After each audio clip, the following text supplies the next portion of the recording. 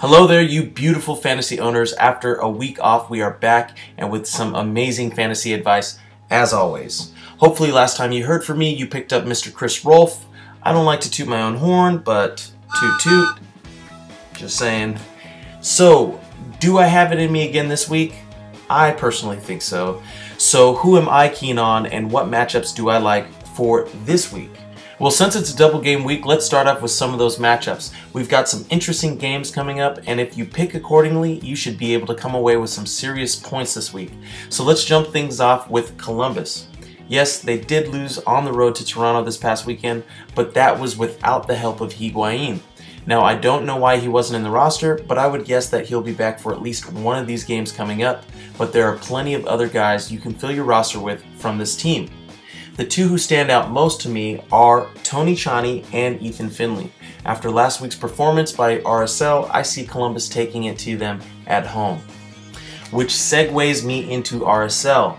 I don't think this is the week to bank on too many of their players. Double game weeks are tough and their roster looks to have taken a beating. Having said all that, I still have Morales in my starting midfield. So, you know. Now, finally, good old Chicago Fire. Trying to be as unbiased as possible, this is where you can get some decent points without the high price tags of other teams.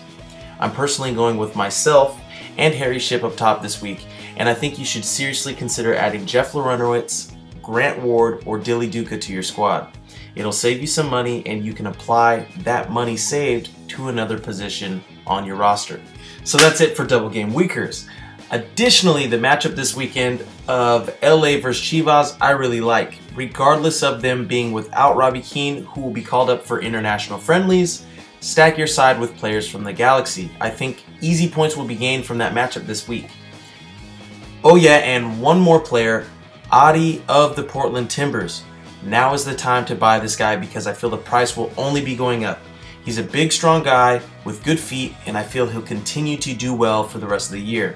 You heard it here first. As always, what do you think? Agree? Disagree? I love hearing from you guys. Also, one more thing, I'm up for the 2014 MLS All-Star team. This is my first year being nominated, and if you guys could help me to make the team by voting for me online, I would be forever grateful. Be sure to follow me on Twitter at Quincy Amarikwa. Send me your fantasy questions using the hashtag BeatQuincy.